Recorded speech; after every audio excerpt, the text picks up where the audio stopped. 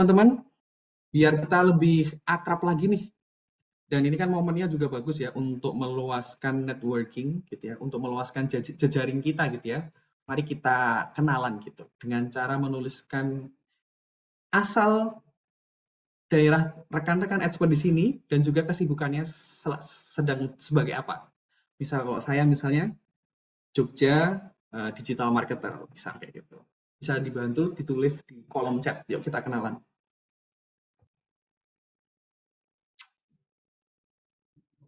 Oke.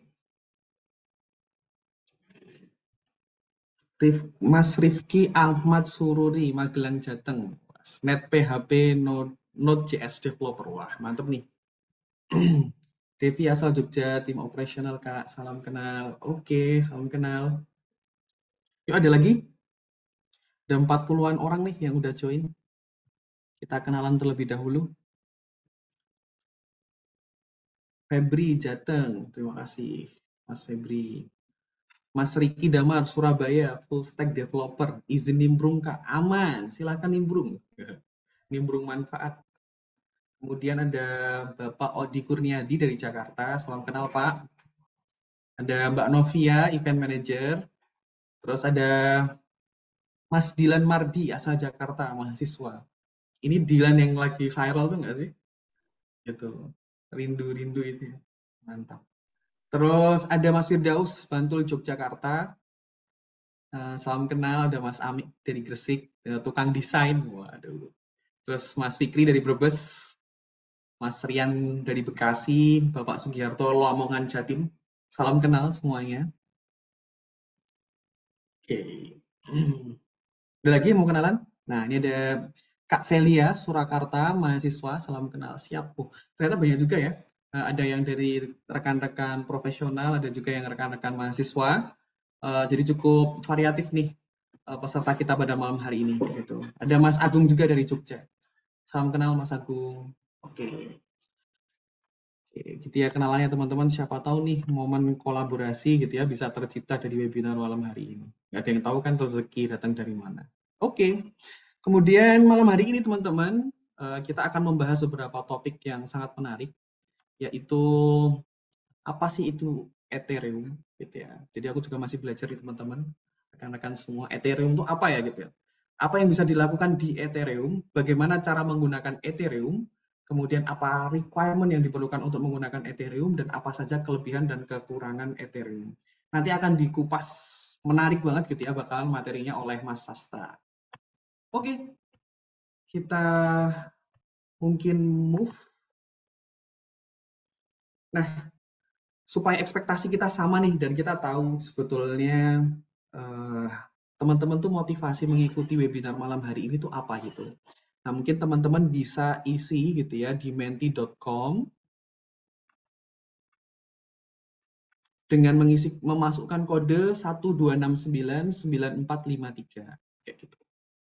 Jadi buat teman-teman, yuk kita sharing nih motivasi mengikuti webinar malam hari ini tuh apa gitu. Karena kan tadi banyak banget ya variasi background pekerjaan kita nih, kesibukan kita. Ada yang mahasiswa, ada yang developer, ada yang kemudian rekan-rekan profesional. Yuk kita sharing bareng ya. Kita lihat, sudah adakah yang masuk. Oke, ada yang belajar, ada yang sudah masuk satu. Belajar blockchain. Wah, ini menarik ya. Pengen tahu blockchain. Ada lagi?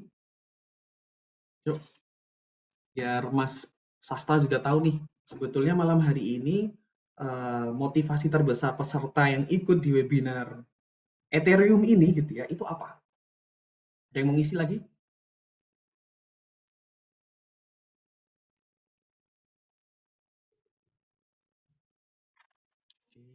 Kenal Ethereum. Wah, mau mengenal Ethereum? Waduh. Ya ini aku juga sama sih, pengen mengenal Ethereum itu apa.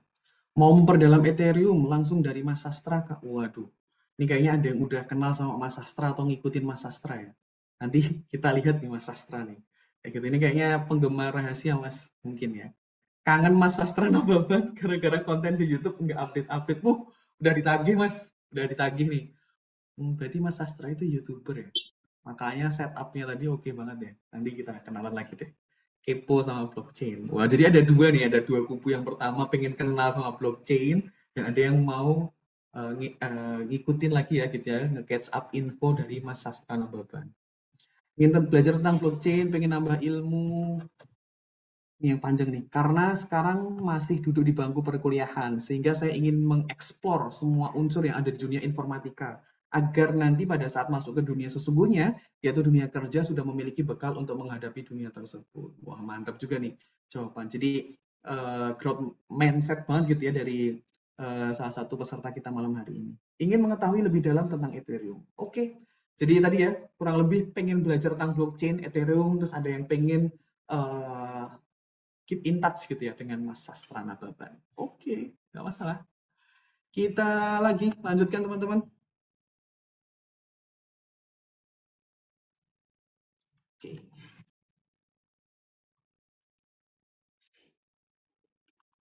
Nah, teman-teman semua, saya akan bacakan agenda kita pada malam hari ini. Jadi agenda kita pada malam hari ini yang pertama, opening dan welcoming, dan itu sudah kita lalui teman-teman. Kemudian yang berikutnya akan ada expert program overview. Setelah itu presentation session dari Mas Sastra Nababan. Dan yang kita tunggu-tunggu gitu ya, di terakhir biasanya Q&A dan foto bersama. Nah, sedikit tentang expert teman-teman, penyelenggara dari bootcamp webinar malam hari ini berkolaborasi dengan Widya Institute gitu ya. Jadi expert.id adalah sebuah platform dari Widya Edu yang berfokus pada pelatihan dan mentoring bagi profesional perorangan maupun korporasi. Jadi tidak hanya pelatihan untuk perorangan nih teman-teman, tapi juga untuk korporasi. Jadi yang ingin meningkatkan skill atau kemampuan di berbagai bidang seperti teknologi informasi, programming, product management, digital marketing maupun English and Scholarship Bootcamp bisa langsung nih kepo-kepoin tentang expert.id maupun Media Institute seperti itu. Nah, kalau pengen dapat informasi yang lebih jelas lagi, lebih banyak lagi, bisa follow di expert.id begitu ya. Jadi expert.id ini masih relatif baru, rekan-rekan semua. Kita start di bulan Maret tahun ini, tapi alhamdulillah followers kita juga terus naik. Peserta-peserta bootcamp, webinar kita juga terus bertumbuh kayak gitu. Oke, kita lanjut. Nah, ini jadi yang nanti nih rekan-rekan merasa kalau webinar malam hari ini seru, webinar hari ini worth it buat di-share gitu ya, langsung aja share keseruan webinar malam hari ini di Instastory rekan-rekan semua dengan tag @expert.id dan @widya institute, widya_institute, dan tag pembicara kita malam hari ini yaitu Mas Sastra Nababan. Kayak gitu. Ya siapa tahu kita di notice ya sama Mas Sastra. Asik banget. Oke. Jadi malam hari ini rekan-rekan semua, kita akan belajar blockchain, mengenal lebih dekat dunia Ethereum dengan Mas Sastra Pancanababan. Tapi sebelum kita masuk ke sesinya dan kita panggil Mas Sastra, saya akan menjelaskan nih teknis Q&A session pada malam hari ini. Jadi nanti rekan-rekan boleh bertanya selama sesinya Mas Sastra dengan cara menulis nama underscore pertanyaan di kolom chat gitu ya. Jadi nanti buat rekan-rekan yang pengen bertanya langsung ketika di tengah sesi gitu ya, bisa langsung drop pertanyaannya dengan format nama underscore pertanyaan. Oke, mungkin tidak sabar lagi kita panggilkan gitu ya Mas Sastra yang udah ada di tengah-tengah kita. Halo Mas Sastra. Halo, halo. Waduh, selamat malam Mas Sastra. Sehat? Sehat, sehat. Waduh, akhirnya saya tahu nih Mas, kalau Mas Sastra nih memang YouTuber juga ya Mas? Setup-nya tuh memang Sesek feel-nya udah kerasa ya teman-teman. Sesekali lah. Wah, ya habis ini aku juga bakal kepo-kepoin deh mas. Nambahin subscriber lah satu-satu lah ada lah nanti. Aman ya mas. Thank you, thank you. Sekarang lagi di mana mas Astra? Di rumah atau di daerah mana? Iya, di rumah di Medan. Oh di Medan rekan-rekan. Waduh jauh juga nih. Kalau saya di Jogja nih rekan-rekan semua ya. Jadi Jogja Medan nih mantap juga nih. Oke, mungkin supaya kita lebih panas lagi gitu ya. Tulis dong di kolom chat semangat dan antusias teman-teman dari 1 sampai 100 nih. Kesiapannya berapa, semangatnya berapa. Mas Sastra udah nungguin nih. kayak gitu. Yuk, tulis 1 sampai 100. 10. Wah, 10 dikit no kalau 100. Wah, unlimited tuh, ada 1000, ada 101, infinity, 99 plus tuh ada 1099. Wah. Jadi dari 1 sampai 100 sudah banyak yang 1099, Mas. Jadi ini udah siap semua, harusnya sih melek semua, nggak ada yang lemes-lemes. Jadi nanti teman-teman silahkan bawa kopinya, bawa semangatnya gitu ya, buat fokus dengerin materi yang spesial nih dari Mas Sastra. Belajar blockchain, mengenal lebih dekat dunia Ethereum. Langsung kami serahkan kepada Mas Sastra untuk waktu dan screen-nya. Silahkan Mas Sastra. Thank you. Oke, ini rame juga ya. Oke, jadi malam ini kita mau bahas Ethereum ya. Aku rasa teman-teman juga mungkin udah pernah dengar juga, tapi mungkin eh, masih bingung mungkin ya, atau karena penjelasan Ethereum atau blockchain itu bisa berbeda dari berbagai perspektif kan. Oke, aku coba share ya untuk slide-nya.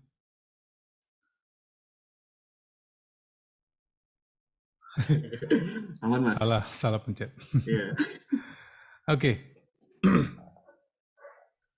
Jadi topik kali ini lebih membuka mungkin wawasan ya. Jadi nanti mungkin akan banyak diskusi karena biasanya blockchain itu nggak bisa dijelaskan dalam satu deskripsi gitu. Biasanya akan selalu ada pertanyaan lanjutan karena memang luas sekali dan use case-nya juga luas dan pemahaman di setiap orang tentang blockchain itu atau Ethereum itu juga berbeda-beda. Tergantung dia background-nya apa, tergantung dia tujuannya apa gitu ya. Jadi sekali lagi, perkenalkan nama aku Sastra Nababan, saat ini software engineer. Sebelumnya aku di perusahaan kripto juga. Kalau teman-teman pernah dengar Pintu, exchange ya, seperti itu kompetitornya toko kripto, Indodax gitu. Dan sesekali juga aku buat video di YouTube ya. Tadi ada yang nagih tuh, jarang update. Iya memang jarang update. Udah banyak yang minta juga ya, mana nih update-nya gitu. Nantilah ya diatur lagi kalau ada waktu gitu. Siap Mas. Sudah saya hidupkan loncengnya nih. Di topiknya tadi udah di-mention ya. Jadi topiknya secara garis besar adalah wawasannya ya. Jadi setelah selesai dari sini, harapannya adalah teman-teman bisa ngambil action sendiri gitu. Dan paling enggak udah bisa ngejelasin tuh apa itu Ethereum gitu kan. Jadi karena Ethereum itu cukup luas ya, tadi aku udah sempat mention juga tergantung perspektif. Nah biasanya orang-orang masuk ke Ethereum itu yang paling banyak itu dari jalur cryptocurrency. Jadi 2 tahun belakangan kan lagi hype tuh ya kripto gitu. Semua orang ngomongin kripto gitu. Di WhatsApp grup juga kripto melulu yang dibahas kan. Walaupun nggak semuanya juga mereka ngerti kripto gitu. Ikut hype aja gitu. Nggak apa-apa juga sebenarnya. Nah dari situ mungkin akan kenal yang namanya Bitcoin, Ethereum, dan yang lain-lain lah ya. Nah bagi orang yang penasaran, mungkin akan cari kan. Sebenarnya Bitcoin itu apa? Sebenarnya Ethereum itu apa? Dan muncullah ribuan resource kan kalau kita googling. Bukan yang ngerti malah makin bingung kan. Nah, kita coba bahas satu-satu ya. Jadi kalau kita ambil dari perspektif cryptocurrency,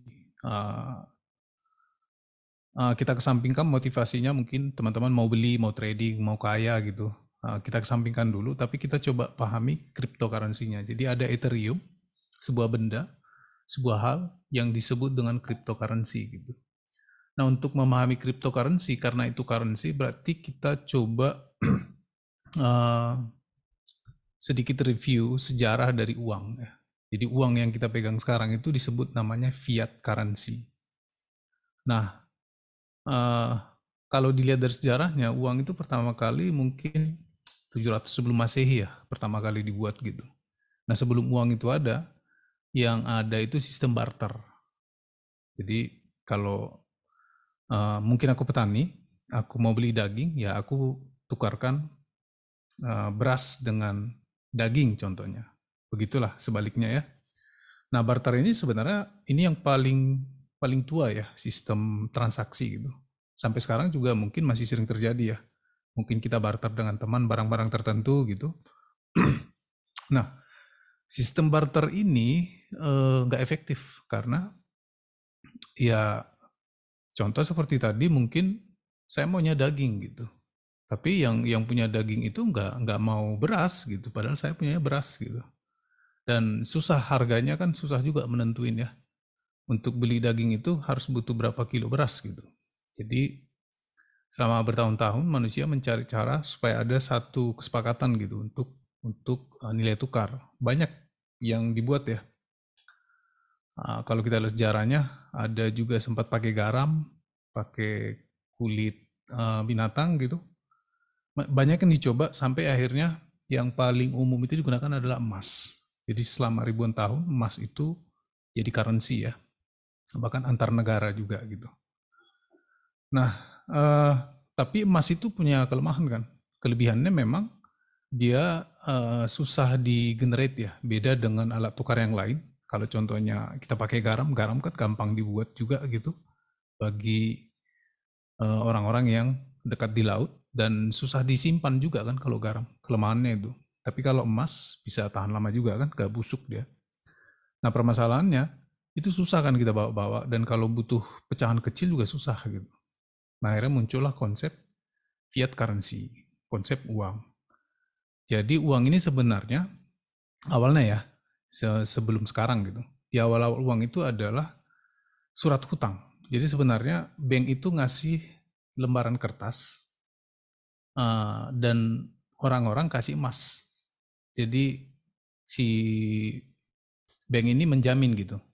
Dengan dikasih kertas berarti itu senilai dengan emas yang disimpan di bank itu. Nah dulunya uang yang beredar itu sama dengan cadangan emas si banknya. Itu dulu gitu. Nah semakin berkembang, ternyata bank udah mencetak lebih dari itu. Jadi bukan emas lagi jaminannya ya. Jadi kalau sekarang uang itu jaminannya adalah negara gitu. Negara lah yang menjamin uang itu ada nilainya. Jadi kalau di Indonesia rupiah, ya berarti pemerintah Indonesia lah yang jadi jaminan untuk uang itu. Gitu juga negara lain gitu ya. Nah ini kan udah berlangsung ratusan tahun ya. Ada masalah nggak? Akan selalu ada masalah di setiap solusi ya. Jadi ada masalah kita cari solusi, solusi itu muncul lagi masalah yang baru gitu. Nah ide awalnya motivasi awalnya cryptocurrency itu kan mau membuat mata uang yang terdesentralisasi. Nah kalau mata uang fiat currency kan sentral ya, dia dikeluarkan oleh bank sentral, kalau Indonesia berarti BI, dan dijamin oleh BI. Dan tentunya pemerintah Indonesia juga. Berarti ada satu yang centralized untuk menjamin itu. Nah, gimana cara ngebuat satu mata uang yang dia nggak di bawah satu organisasi atau satu negara atau satu golongan gitu. Nah, kalau pakai fisik, susah kan? Dan gimana caranya buat satu mata uang yang bisa berlaku di mana aja? Karena kalau kayak sekarang ya, kita punya rupiah, berlaku nggak di negara lain, contohnya Singapura. Yang nggak berlaku, tukar dulu ke dolar Singapura kan. Nah, muncullah Bitcoin ya pada waktu itu ya. Jadi, sekitar tahun 2008 ya, muncullah Bitcoin. Dari situ tercetuslah tentang cryptocurrency, mata uang kripto. Nah, gimana caranya buat mata uang kripto? Dengan menggunakan algoritma komputer. Susah memang dipahami ya, gimana caranya sebuah komputer bisa membuat uang gitu.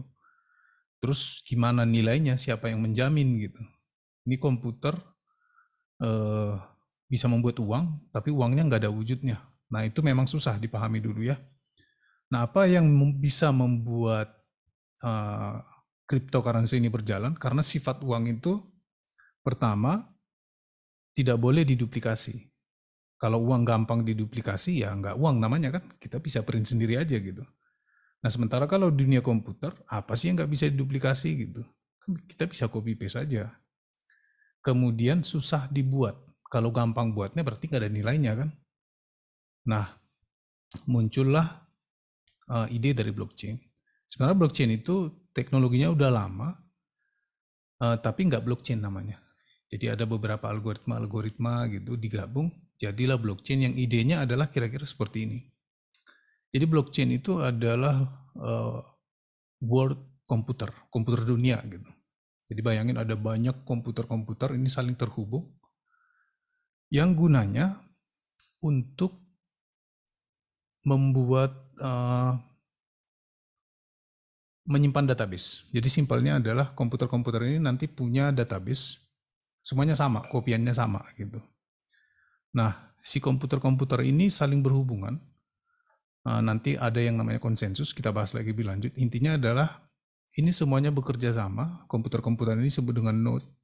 Jadilah jaringan desentralisasi. Jadi kalau kita lihat di sini nggak ada data terpusat. Data itu ada di semuanya. Nah, kalau satu down masih ada yang lain gitu. Dan kalau kita mau hack ini blockchain, kita harus hack paling enggak 51% ya. Baru bisa kita ubah. Nah, blockchain itu apa? Sederhananya adalah database. Nah, kalau teman-teman mungkin ada tadi developer ya database seperti biasa gitu. Tapi bedanya ini terdecentralized, nggak terpusat di satu tempat, tapi ada di banyak tempat gitu. Nah, idenya sederhana, penjelasan blockchainnya sederhana, tapi kok bisa jadi uang gitu. Nah, untuk membuat itu bernilai, tentu tadi ada syaratnya kan, nggak bisa diduplikasi, nggak bisa dibuat dengan cara cepat. Nah, di sanalah algoritma dan konsensus nanti bekerja gitu. Nah, secara arsitektur mungkin ini istilahnya terlalu banyak ya. Nggak apa-apa, yang penting pernah dengar, nanti kalau ketemu lagi udah seenggaknya udah paham gitu. Tadi node kita udah bahas ya, node itu komputer-komputer tadi yang saling berhubungan satu sama lain. Konsensus ini sebenarnya si node itu juga. Jadi konsensus ini si node yang berpartisipasi di network itu. Jadi kalau di Ethereum siapa aja bisa jadi node, jadi konsensus gitu. Ada transaksi ini untuk mencatat transaksinya, dan ada miner. Miner ini kan yang sering kita dengar ya. Wih, miner gitu. Miner itu sebenarnya yang node itu tadi gitu. Dan kemudian blok. Blok ini istilah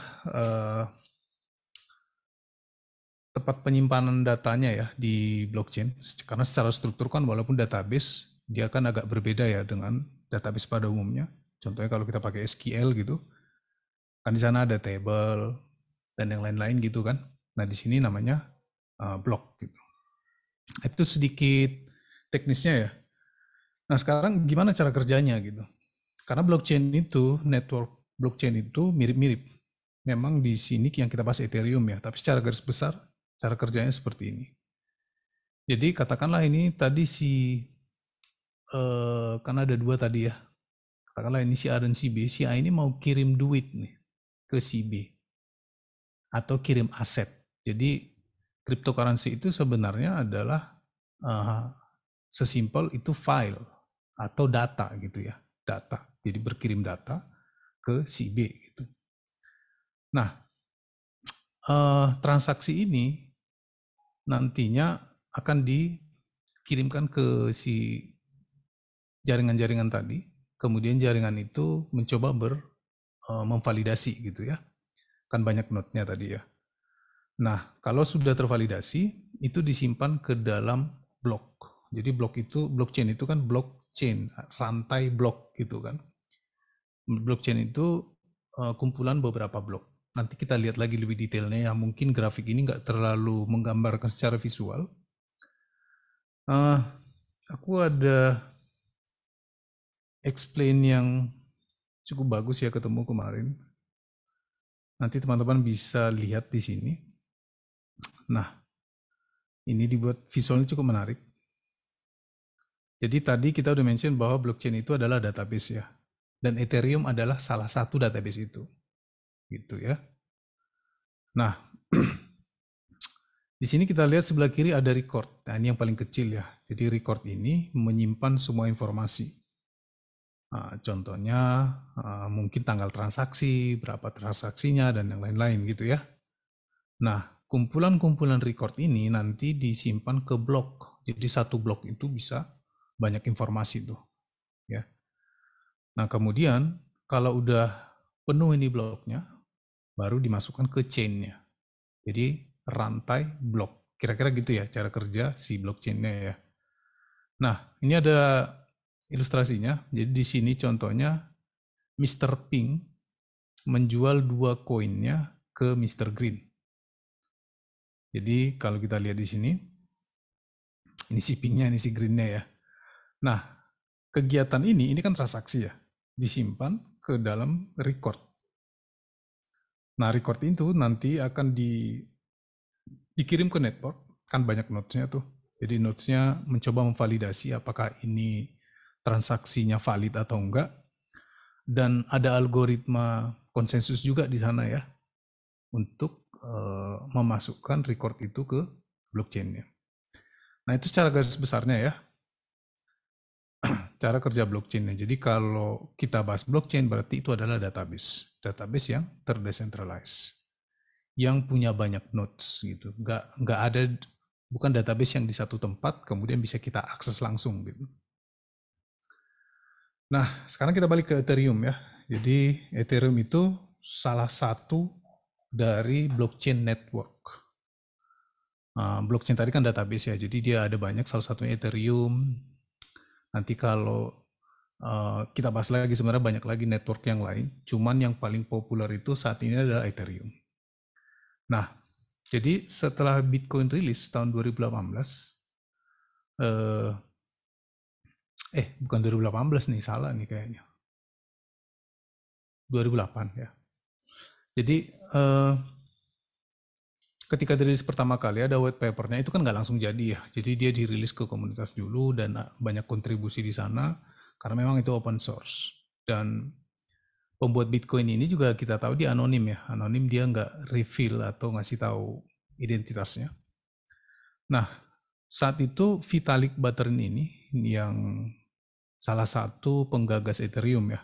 Ada beberapa yang buat Ethereum tapi dia yang cukup dikenal ya, karena secara publik mungkin dia yang sering tampil gitu. Jadi dia pada waktu itu penulis di Bitcoin Magazine, dan akhirnya dia coba notice beberapa problem kan. Jadi memang Bitcoin adalah mungkin yang pertama aplikasi dari blockchain ya. Wajar kalau banyak kekurangan. Pada waktu itu memang Bitcoin hanya didesain sebagai cryptocurrency, nggak ada yang lain gitu. Kita nggak bisa buat apa-apa di sana. Kita nggak bisa ngeran aplikasi juga di sana. Padahal itu kan world of computer ya. Blockchain itu kan komputer-komputer banyak, sayang banget gitu kalau hanya untuk currency doang gitu. Gimana kalau ada fungsionalitas yang lain? Gimana kalau kita bisa buat aplikasi di situ gitu? Nah, itulah ide awalnya Ethereum. Nah, kemudian dia coba publish itu tahun 2014 ya, white papernya. Jadi di dunia blockchain itu sangat lumrah ketika kita mau publish sesuatu itu ada white papernya dulu. White paper ini seperti proposal ya. Jadi di situ si pembuat ini dia akan ngasih keterangan gagasan-gagasannya, teori-teorinya di situ sebelum dibuat gitu. Kemudian itu live, sekitar 1 tahun kemudian itu live dan dapat pendanaan yang cukup besar pada waktu itu. Nah, itu mungkin salah satu faktor yang membuat Ethereum ini besar ya. Selain dapat panggung, dapat dana yang besar, dan banyak juga yang kontribusi karena open source ya. Jadi kalau ditanya Ethereum itu apa? Ethereum itu ya sebenarnya jaringan dari blockchain. Nah, Bitcoin itu juga sebenarnya jaringan dari blockchain. Apa bedanya Ethereum sama blockchain? Apa bedanya Ethereum sama Bitcoin? Ethereum itu punya kemampuan smart contract. Jadi smart contract ini kalau kita bawa ke istilah yang umum, itu kita bisa buat aplikasi. Gitu. Jadi Ethereum network di sini nggak hanya database, tapi juga bisa seperti App Store, tempat kita mensubmit aplikasi, kira-kira gitu ya. Nah, smart contract inilah kekuatan si Ethereum sebenarnya, dan ini yang akhirnya banyak membuat decentralized apps. Jadi kalau kita perhatikan sekarang kan udah banyak banget nih token ya, di mana-mana orang buat token, buat NFT dan segala macam. Nah, itu dibuat di atas Ethereum atau berjalan di platformnya Ethereum. Selain Ethereum ada lagi ya yang lain ya. Kebetulan saat ini kita bahas Ethereum, nanti kita lihat lagi alternatif yang lain gitu.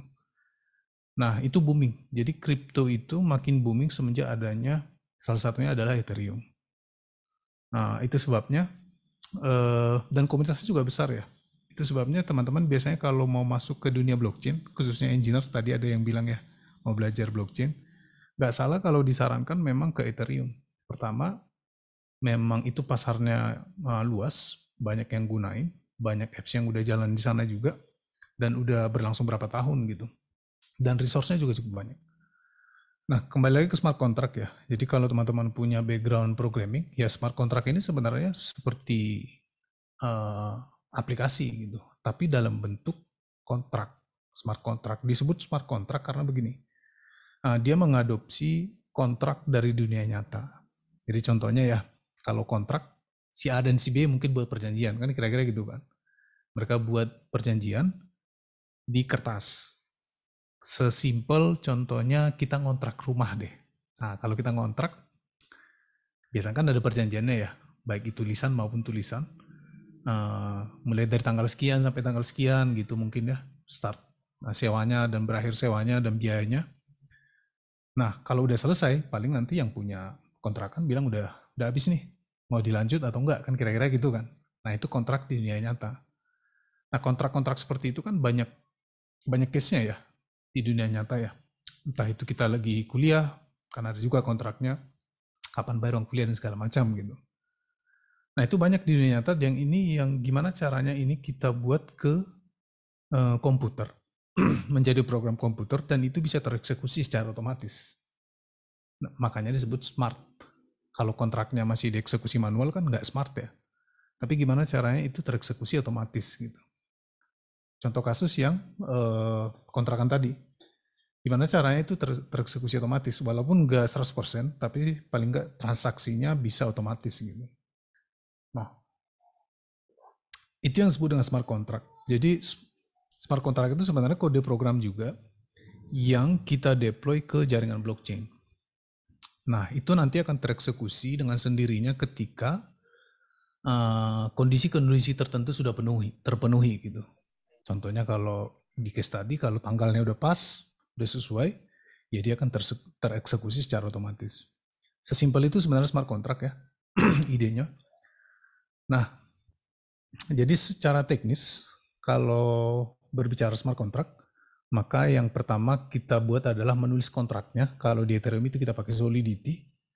Ada juga bahasa yang lain, tapi yang didukung secara ofisial dan yang paling umum itu adalah Solidity. Jadi kalau teman-teman mau ada rencana mau jadi blockchain developer gitu, Solidity itu udah yang paling umum dan yang paling tepat untuk start belajarnya gitu. Nah, Solidity itu nanti dikompil menjadi EVM bytecode. EVM ini Ethereum Virtual Machine ya. Nggak usah pusing-pusing, udah ada compilernya, nanti juga langsung di-compiler sendiri jadi bahasa mesin. Nah, itu kita kirimkan ke jaringan si Ethereum-nya. Nah, sama seperti kalau kita buat website ya. Kalau kita buat website, kita deploy kan ada alamatnya ya. Entah itu IP atau itu domain. Di network ini juga sama. Jadi kontrak itu nanti punya alamat. Alamat kontraknya dalam bentuk kode hash gitu ya. Dan bedanya adalah kalau smart contract itu dia sifatnya immutable. Jadi kalau kita udah deploy, dia udah nggak bisa dirubah lagi. Membawa karakteristik blockchain ya. Blockchain itu ketika datanya udah dibuat, itu nggak bisa dirubah lagi. Itu yang membuat dia aman gitu ya. Nah, muncul juga pertanyaan, gimana dong merubahnya kalau contohnya kemarin aku punya koin 10, hari ini 9, gimana cara ngubahnya? Cara ngubahnya bukan di total koinnya, tapi di transaksinya kan. Gitu. Nah, terus gimana dong cara pakai Ethereum? Kita udah dengar Ethereum dari tadi, mungkin ada sebagian yang masuk, sebagian enggak gitu kan. Nah, ada 3, secara garis besar ada 3 ya. Jadi yang pertama trading, biasanya orang juga kenal ini karena trading ya.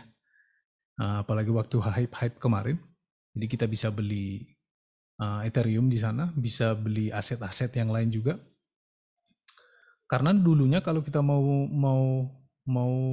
punya Ethereum gitu, ETH, itu kita harus mining atau kita cari orang yang punya gitu.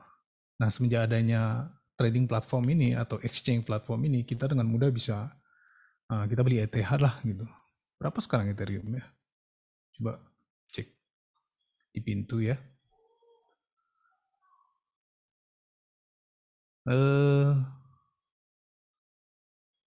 Mana harganya? Oh ini. Ethereum sekarang 23 juta ya. 23 juta satu Ethereum gitu. Oh mahal dong belinya satu Ethereum 23 juta. Enaknya kalau di platform kayak gini seperti Indodax, Pintu atau toko kripto kita kan nggak harus beli satu unit ya. Kita bisa beli ya sesuai dana yang kita punya, mungkin 50.000 nanti dapatnya 0,0, sekian gitu. Gak apa-apa, yang penting punya Ethereum ya kan. Nah, jadi teman-teman ketika punya aset di salah satu exchange ini, Indodax, Pintu, toko kripto atau yang lain-lain. Oh ya, ini ada suara-suara nih. Siapa nih yang belum gue-mute nih? Oke, lanjut ya. Jadi begini ya teman-teman, kalau teman-teman beli aset di salah satu platform ini, aset itu disimpan di walletnya si yang punya platform. Ya, jadi karena sebenarnya kalau kita beli atau punya aset kripto yang standarnya, yang benarnya ya, bukan yang benarnya juga, yang idealnya ya, yang idealnya itu adalah di wallet kita sendiri. Nah kalau kita beli di sini itu adanya di wallet sih. Kalau aku beli di Pintu ya adanya di wallet Pintu gitu. Memang di aplikasi kan terlihat berapa gitu, tapi secara aset digitalnya itu mereka yang megang. Nah itu bisa kita tarik sebenarnya. Kita tarik ke wallet kita sendiri. Contohnya untuk tujuan transaksi. Jadi kalau teman-teman mungkin sebelumnya pernah beli NFT itu kita kan langsung transaksi via cryptocurrency-nya ya. Bukan pakai fiat currency gitu. Kita langsung pakai, kalau Ethereum ya pakai Ethereum gitu. Kalau Bitcoin ya pakai Bitcoin gitu ya. Nah itu kita harus punya wallet. Jadi kalau mau transaksi langsung gitu ya di dunia blockchain-nya kita harus punya wallet. Yang paling umum itu adalah MetaMask. MetaMask ini yang paling gampang ya pakainya. Kemudian ada Trust Wallet dan masih banyak lagi sebenarnya. Kalau teman-teman mau nyoba ya caranya mungkin nanti bisa beli dulu asetnya di salah satu exchange ini, kemudian pindahkan ke wallet sendiri gitu. Jadi biar kelihatan tuh prosesnya gitu. Karena untuk memahami blockchain, menurutku yang paling gampang supaya kita cepat ya dapatnya itu dengan menggunakannya gitu. Dengan teori mungkin bisa kita baca gitu, tapi kalau bagi aku sendiri, aku lebih kena gitu aha momennya itu ketika memang aku menggunakan aset digital itu gitu. Jadi aku bisa lihat prosesnya. Aku beli sesuatu gitu. Dengan itu, oh ini gitu. Nah, kemudian yang ketiga mungkin ini hanya sedikit ya. Karena umumnya orang lebih ke trading atau transaksi gitu atau beli sesuatu. Kalau development itu kan segmented ya untuk developer doang. Nah, kalau di Ethereum yang paling tepat itu adalah Solidity ya. Bukan paling tepat ya, tapi paling dianjurkan. Sebenarnya selain Solidity ada juga. Jadi Solidity ini bahasanya mirip-mirip JavaScript ya. Atau C gitu. Atau PHP mirip-mirip lah. Jadi kalau teman-teman udah terbiasa di sana main ke Solidity itu biasanya lebih gampang gitu. Nah, bedanya adalah supaya teman-teman nanti kalau ketika masuk ke sini supaya gampang adaptasinya gini. Karena kita ini ada di blockchain, ini terkhusus buat teman-teman yang di backend mungkin ya. Kita itu langsung mengakses blockchain ya. Nggak ada pakai driver tertentu, nggak ada pakai library tertentu gitu untuk mengakses database-nya. Kita bisa langsung dari situ, dari kodenya gitu. Karena Solidity ini kan bahasa yang memang dirancang untuk berhubungan langsung dengan network blockchain-nya. Nah, sesimpel gini, ketika kita buat variabel, itu disimpan ke database blockchain-nya. Defaultnya gitu. Kalau kita umumnya kan di bahasa program, kalau variabel itu kan sifatnya sementara ya. Nah, di sini nggak ada yang sementara karena kontrak ini, smart kontrak ini nantinya kan dideploy ke blockchain dan itu kan jalan terus gitu. Dan memori itu ada harganya. Nah, ketika masuk ke blockchain, ketika mungkin teman-teman nanti udah coba transaksi, nanti akan kelihatan ada namanya gas fee. Ada biayanya, biaya transaksinya ya. Jadi apapun itu, setiap kita membuat transaksi, transaksi itu dalam hal teknis apa aja ya. Entah itu menyimpan data gitu. Umumnya yang menyimpan data itu ada biayanya, ada gas fee-nya ya. Yang dimana Ethereum itu terkenal cukup mahal untuk urusan gas fee ya. Nah, secara garis besar itu ya, gimana cara gunain Ethereum. Jadi mungkin setelah acara ini teman-teman kalau belum punya akun bisa coba buat gitu di exchange ini. Nanti coba beli asetnya, gak usah mahal-mahal. Kalau nggak salah minimal 25.000 atau 30.000 ya. Paling nggak udah tahu dulu, udah punya Ethereum, udah punya aset. Nah nanti pindahkan ke wallet gitu. Jadi nanti kelihatan tuh prosesnya seperti apa.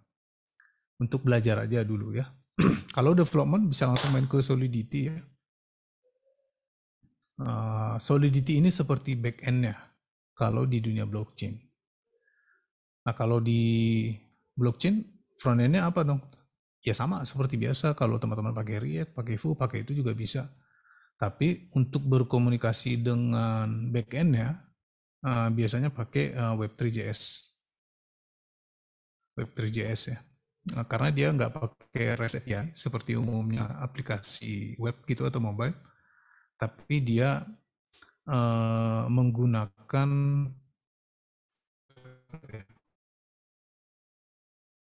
sorry, bukan WebSocket.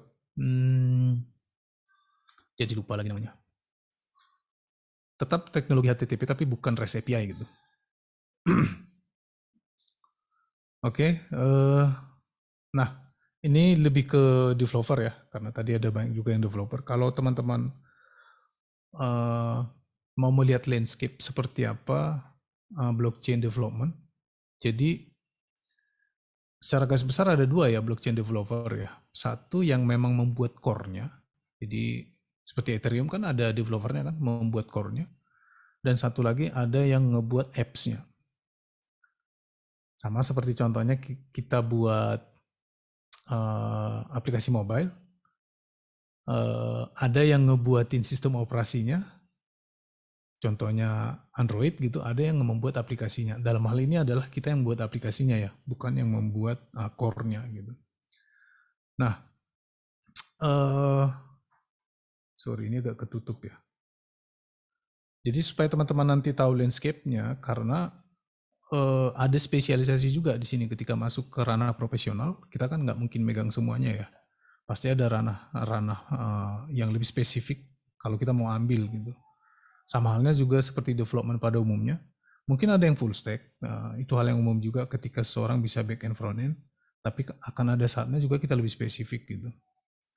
Nah, jadi stacknya kira-kira seperti ini. Di paling bawah itu adalah network layer. Nah, ketika kita mau buat aplikasi yang berbasis blockchain, maka ini sangat penting. Kita buat di mana dulu nih? Apakah di Ethereum, apakah di Polygon, dan yang lain-lain gitu kan. Nah, setiap network ini bahasanya beda-beda. Jadi kalau di Ethereum mungkin Solidity gitu kan. Di Polygon kayaknya masih Solidity juga. Beda network biasanya beda bahasa programnya. Dan secara arsitektur mungkin ada perbedaannya juga ya, walaupun seperti Polygon dan Ethereum kan sama bahasanya, tapi secara arsitektur ada bedanya juga. Jadi biasanya selalu kita pilih dulu nih apa networknya. Yang paling umum itu adalah Ethereum ya. Yang lain-lain ini sebenarnya Ada kelebihannya juga. Biasanya karena memang Ethereum itu ada kekurangannya di skalabilitas, akhirnya muncullah network-network baru gitu. Nah, setelah kita paham ini, akhirnya kan kita tahu tuh apa bahasa program yang kita butuhkan. Nah, kalau di bagian interaction layer ini, nah ini biasanya kalau kan kita buat aplikasi, gimana caranya kita berhubungan dengan jaringan blockchain-nya kan. Nah, kalau langsung itu terlalu lama karena satu blockchain Ethereum sekarang kayaknya udah ada 100.000 tera kalau nggak salah ya ukurannya gitu. Karena kan banyak data di situ dan nggak hanya kita yang ini ya, yang pakai gitu. Itu kan blockchain public ya. Nah, ada saatnya contohnya kita buat aplikasi punya kita dan kita hanya mau mengakses data kita aja gitu. Nah, kita bisa aja langsung sebenarnya ke node-nya kita query sendiri. Tapi ini ada disediain untuk data aksesnya. Jadi lebih mudah nantinya ketika kita mau berinteraksi dengan data si blockchain-nya, kita pakai third party ini aja gitu. Kita setup sendiri bisa-bisa aja gitu, tapi lebih mudah rasanya kalau kita pakai third party aja. Paling nanti aksesnya tinggal API, pakai API. Nah itu di bagian ini lebih ke backend-nya ya. Nah kalau di atas ini lebih ke front end-nya. Jadi pastilah semua aplikasi itu umumnya ya, yang Web3 atau basisnya blockchain itu butuh yang namanya front end ya. Beberapa mungkin nggak ada. Seperti kalau kita buat token mungkin nggak ada gitu. Tapi kalau kita buat NFT dan segala macam itu kan butuh front end kan. Nah ini contoh-contoh library yang biasa dipakai. Ada Ether.js, Web3.js, dan Alchemy Web3.js gitu. Nah kalau yang ini developer environment ini lebih memudahkan developer sebenarnya. Jadi kalau di development umumnya kan ada framework gitu ya. Nah di blockchain juga ada beberapa framework yang memudahkan kita. Ada Hardhat, Truffle, Brownie. Kalau yang kusarankan sih Hardhat ya. Hardhat ini lebih simple, lebih stabil juga dibanding yang lain gitu. Nggak seberat Truffle, tapi mungkin akan sangat cocok kalau teman-teman udah terbiasa di ranah JavaScript ya. Jadi dia memang JavaScript banget gitu. Kalau nggak salah TypeScript juga. Oh ya, TypeScript ya defaultnya, walaupun bisa pakai JavaScript juga gitu kan. Nah, kemudian di sebelah kanan ini file storage. Kenapa kita butuh file storage kan? Si blockchain-nya kan bisa nyimpan data. Bisa. Permasalahannya adalah blockchain itu kan nggak didesain untuk menyimpan data yang banyak ya. Karena nanti hubungannya ke gas fee gitu. Semakin besar datanya, gas fee-nya atau biaya transaksinya juga besar. Jadi seperti NFT itu umumnya aset-asetnya itu nggak disimpan di blockchain-nya, tapi disimpan di file storage yang lain gitu. File storage ini blockchain juga, tapi dia bukan di main network-nya gitu, bukan di Ethereum-nya. Jadi contohnya ada IPFS, ada Firebase, ada yang lain-lain gitu, ada banyak third party-nya. Nah ini biasanya kita gunakan kalau memang ada kebutuhan ya untuk nyimpan aset mungkin yang cukup besar dan banyak gitu. Nah kita masuk ke yang paling atas ya. Sebagian besar kita kan bekerja di sini gitu. Kita membuat aplikasinya. Jadi aplikasi yang berbasis blockchain itu biasanya disebut decentralized application. Kalau yang biasa kan ada web application atau mobile application gitu. Nah ini disebut decentralized application. Entah itu bentuknya web atau mobile, tapi ketika dia memang menggunakan blockchain itu kan disebut dengan decentralized application gitu. Nah, sini ada NFT ya. Mungkin teman-teman udah sering dengar lah ya, seperti OpenSea gitu. OpenSea itu adalah salah satu bentuk decentralized application. Jadi transaksi kita di sana, bagi teman-teman yang pernah pakai ya, transaksi kita di sana itu terekam semua di blockchain. Kita bisa lihat itu. Kemudian yang menarik menurutku ya, apalagi beberapa tahun ke depan itu DeFi ya, decentralized finance. Ini banyak mengubah landscape dunia finance juga. Jadi sebagai gambaran besar ya, DeFi ini sering disebut juga membuat bank blockchain gitu kan, menggantikan bank-bank konvensional. Walaupun sebenarnya nggak sepenuhnya seperti itu juga gitu. Dalam hal investasi mungkin iya, tapi dalam hal untuk sebagai alat tukar uh, sepertinya belum gitu. Nah, ada banyak ya untuk DeFi yang paling tren itu, yang paling besar itu menurutku Uniswap ya kalau di Ethereum gitu. Dan masih banyak lagi sebenarnya use case karena pada akhirnya kan kita akan bertanya Ethereum ini dipakai untuk apa gitu. Sampai saat ini sudah sangat banyak sebenarnya use case-nya dan peluangnya juga kalau teman-teman contohnya berencana mau ada karir di sini atau mencari peluang-peluang karir di sini, ini menurutku masih cukup luas ya. Satu, dia belum terlalu banyak juga yang pemain di sini. Karena kalau mau cari developer yang ranahnya blockchain, pastilah itu lebih sedikit dibanding yang udah ada sekarang. Kalau kita contohnya mau cari developer backend gitu kan, ya mungkin blockchainnya belum sebanyak itu gitu. Sementara pasarnya masih cukup luas, peluangnya masih cukup banyak gitu. Dan memang kan lagi down ya kripto sekarang kan, NFT juga udah pada turun, hype-nya lagi turun lah gitu. Kalau aku ngelihatnya memang akan ada naik turunnya kalau kita lihat pasar ya. Tapi teknologinya sebenarnya tetap begitu-begitu aja gitu. Pasar itu yang kadang bisa dipam gitu, bisa digoreng gitu. Dan itu akan naik lagi. Karena memang di dunia kripto itu bagi mungkin pemain-pemain lama udah tahu ya. Selalu ada cycle-nya. Per 4-5 tahun itu seperti di reset, pam turun gitu, naik lagi gitu-gitu. Dan itu menurutku hal yang normal ya. Karena di dunia industri apapun nggak akan ada yang selalu naik gitu. Akan selalu begitu juga. Memang kalau di dunia kripto itu lebih parabola ya. Naik, turun gitu. Karakteristiknya memang sedikit berbeda dengan industri lain. Nah, kalau teman-teman mau lihat-lihat lagi nih sebenarnya apalagi ya yang dep sekarang gitu. Mungkin belum pernah lihat atau pengen tahu gitu. Nah, ini teman-teman bisa ke dep radar ini ya. Jadi ini seperti pengepul informasi lah ya. Apa-apa aja apps yang lagi tren sekarang gitu. Jadi kalau kita lihat di sini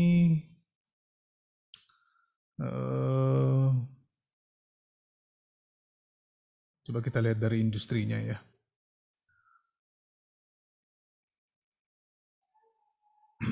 Yang paling banyak itu memang masih tetap dari finance ya. Karena yang membuat besar kripto ini atau blockchain ini sebenarnya kripto. Walaupun makin kesini kan makin banyak use case-nya ya. Yang paling jelas kelihatan itu adalah metaverse. Semua akan kripto pada waktunya kan.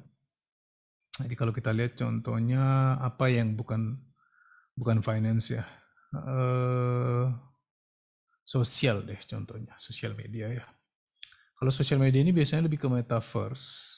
Jadi di metaverse itu butuh aset digital, butuh NFT, gitu-gitu kan. Apa nih yang lagi hype sekarang? Contohnya Steemit. Jadi teman-teman bisa juga main nanti di sini ya.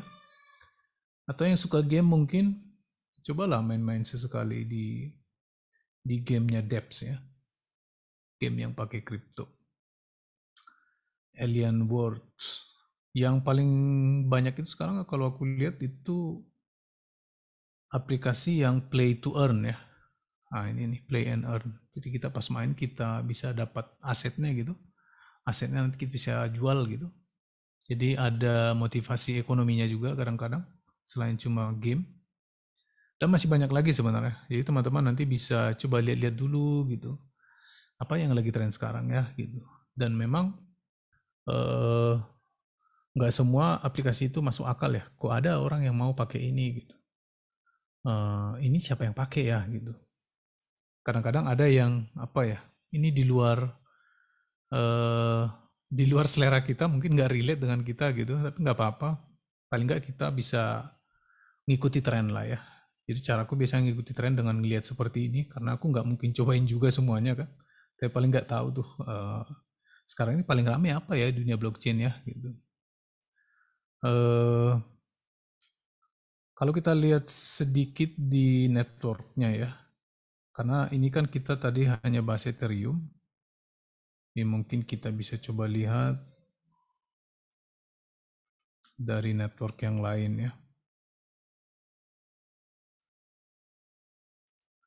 Harusnya ada dia yang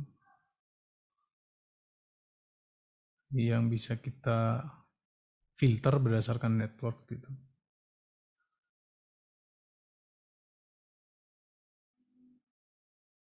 Oh, dari sini juga ada ya. Contohnya selain Ethereum, ada BNB coba ya. BNB cukup banyak juga ini. Apa yang paling tren sekarang? Coba kita lihat.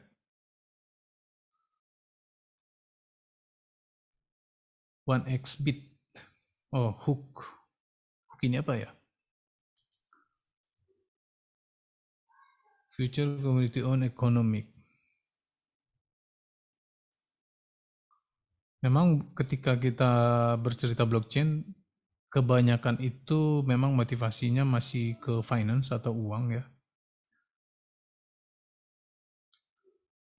Identification, kurang tahu nih apa nih. Mungkin ekspor lebih banyak lagi. Nah ini yang serunya nih, ada aja hal-hal baru di DEP ya. Yang mungkin itu belum pernah kita lihat gitu di industri sekarang. Jadi yang DEPS ini juga biasa disebut dengan Web3 atau web generasi ketiga ya. Kalau yang sekarang ini yang kita pakai kayak Zoom ini atau kita pakai YouTube itu kan Web2 ya. Jadi semua yang berhubungan dengan blockchain, aplikasi-aplikasi berhubungan dengan blockchain biasanya disebut dengan Web3 gitu. Nah itu Ethereum ya, DEPS ya. Jadi sekarang ini yang terakhir ya kelemahannya ya. Jadi tadi kan kita bercerita tentang kelebihannya, apa-apa aja uh, yang bisa dibuat oleh Ethereum.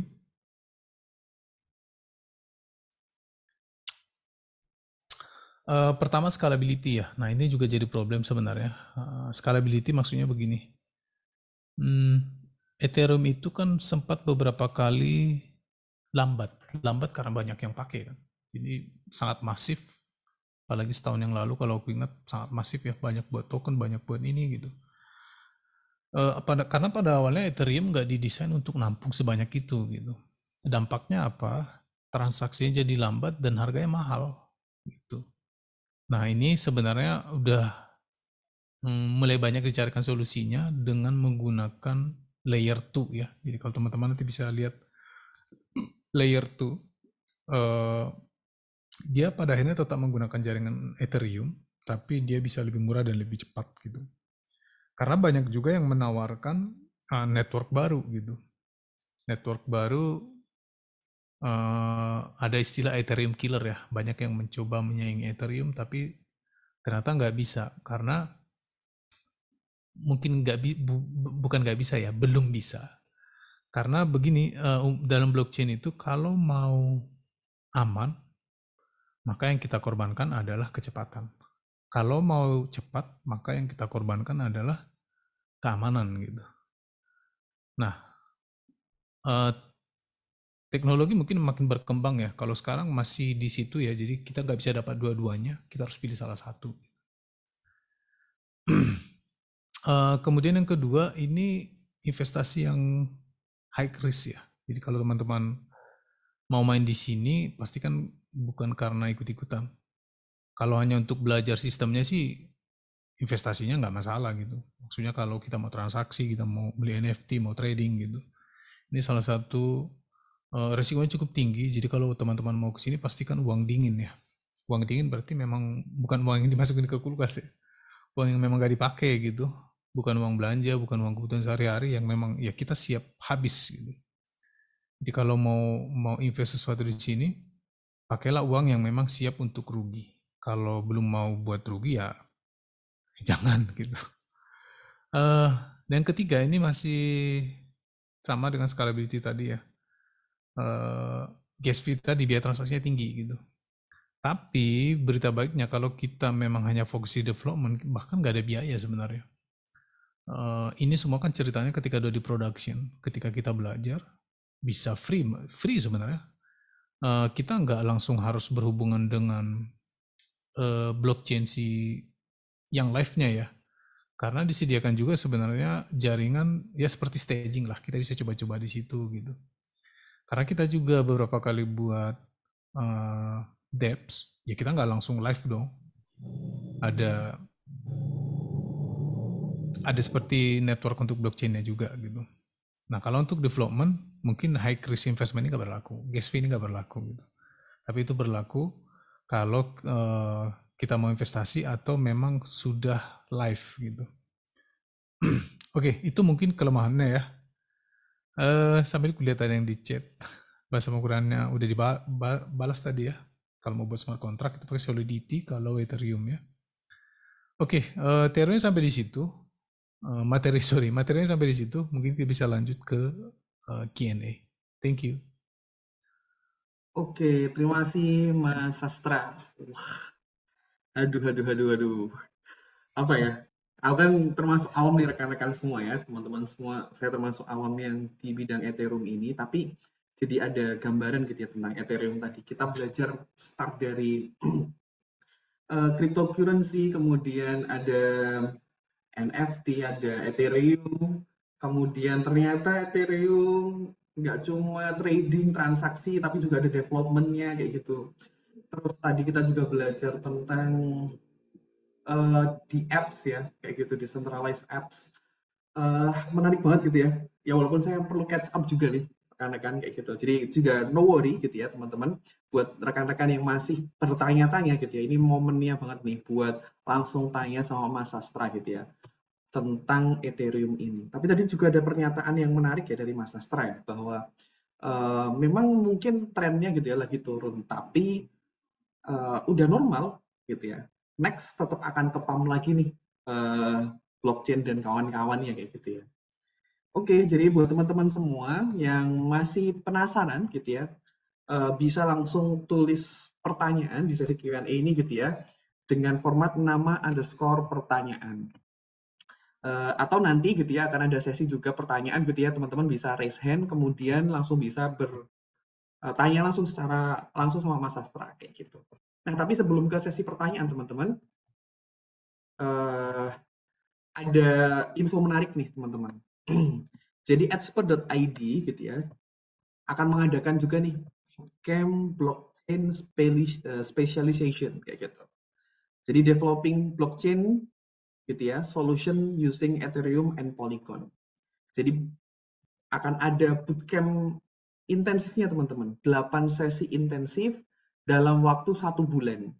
Pelaksanaannya kelas kapan? 1 Desember gitu ya. Jadi kita akan ada kelas malam gitu ya, jam setengah 8 sampai jam setengah 10. Biaya investasinya berapa teman-teman? Untuk intensif bootcampnya 699.000 selama 1 bulan.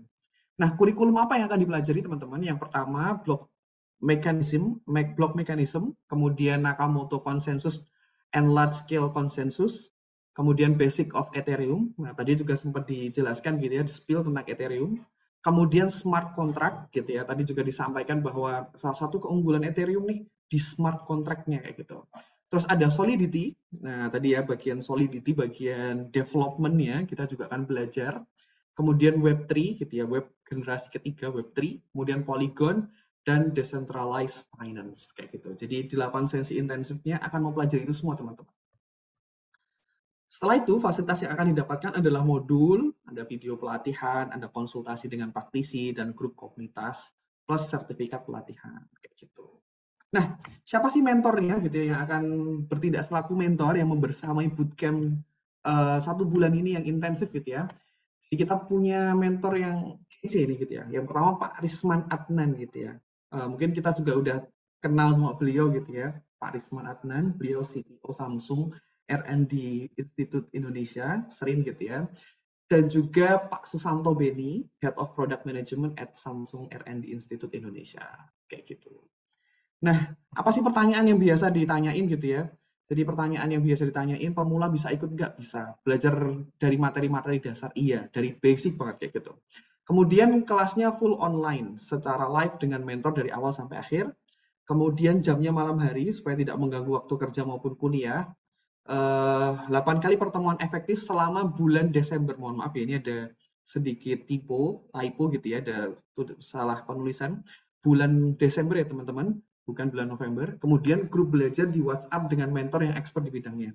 Jadi nanti rekan-rekan juga akan bergabung dengan mentor langsung di grup WhatsApp, atau nanti mungkin juga bisa di Telegram gitu ya, dengan Pak Risman Adnan dan Pak Susanto Beni. Kemudian akan dapat bootcamp bersertifikat resmi dari Expert by Widya Edu, gitu ya. Dan kita akan juga membuat project yang bisa dijadikan sebagai portofolio. Oke. Setelah itu gitu ya, terkait bootcamp expert ini ya, sejak April sampai September sudah ada 900 peserta bergabung. Memang bukan tentang blockchain, karena blockchain ini masih baru gitu ya. Ini batch pertamanya expert mengadakan intensive bootcamp. Cuma bootcamp-bootcamp yang lainnya kita udah ada 900 alumni yang kemudian bergabung selama April sampai September. Nah, ini teman-teman ada info menarik juga ya. Khusus peserta webinar malam ini gitu ya, ada diskon 200.000 gitu ya sebagai harga early bird. Kenapa early bird? Karena kelasnya akan dimulai di bulan Desember, teman-teman semua gitu ya. Jadi tadi kan harganya di awal biaya investasinya adalah 699.000, tapi khusus peserta webinar malam ini dan khusus malam ini aja gitu ya, akan ada diskon 200.000 gitu ya. Jadi harganya jadi harga early bird jadi 499.000. Caranya gimana? Dengan chat blockchain ke CRM expert gitu ya di 0821 2382 4483. Nanti akan dibantu juga tim expert akan memberikan informasi ini gitu ya di grup WA teman-teman semua. Yuk, sekali lagi buat teman-teman yang masih penasaran tentang tadi ya, mungkin spesifiknya tentang development ya blockchain gitu ya, bisa banget join di 8 sesi intensif dalam 1 bulan gitu ya, bersama dengan expert dan Widya Institute dengan materi kurikulum yang lengkap banget dan ada diskon spesial di malam hari ini. Oke, kita ke sesi pertanyaan. Mas Astra, aman ya? Kita masuk ke Q&A session ya, Mas Astra? Aman, aman. Aman, siap. Ini saya bacakan pertanyaan.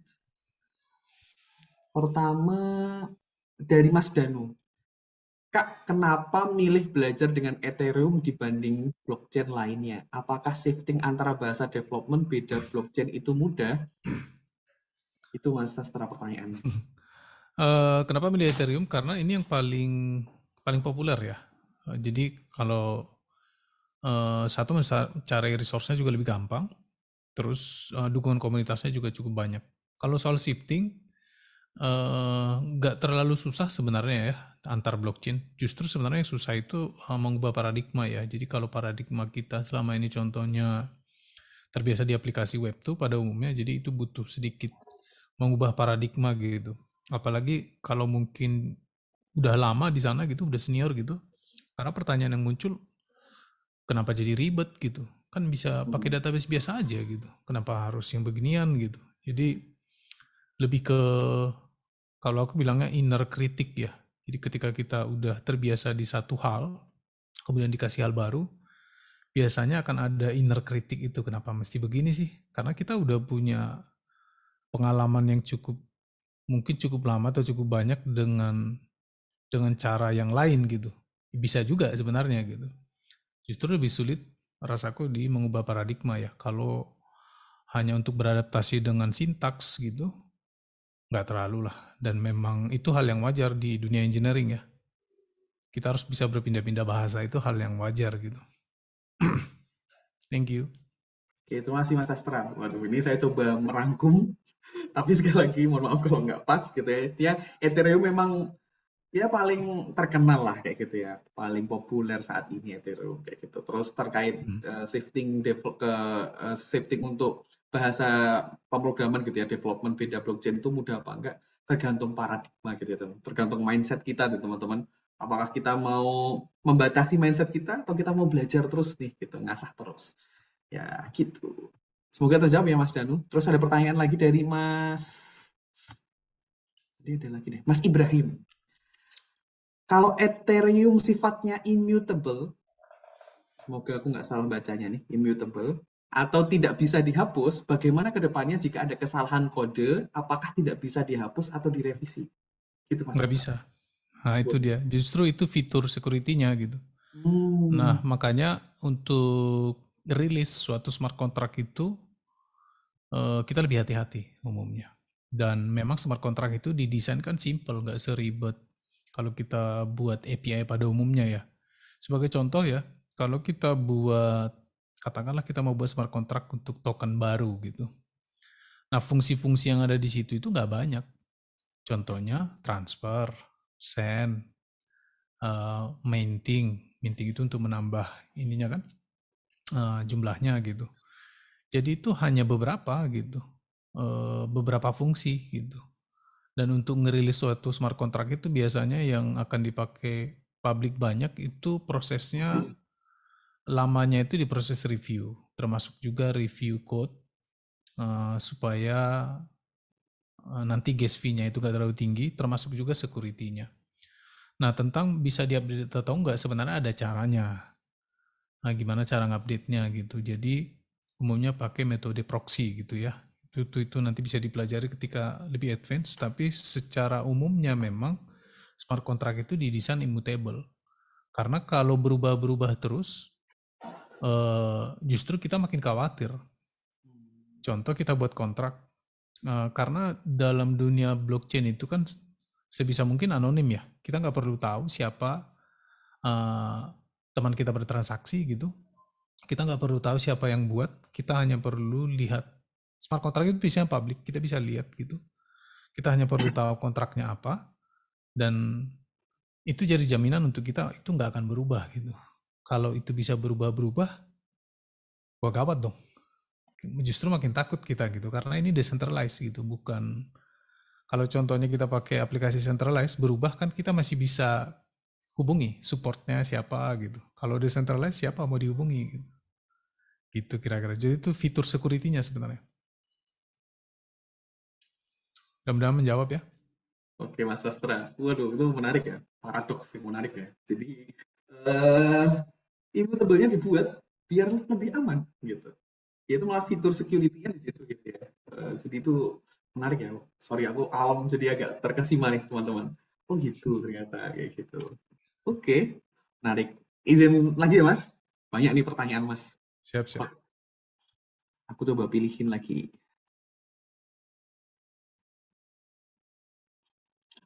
Dari Mas Aditya Hari.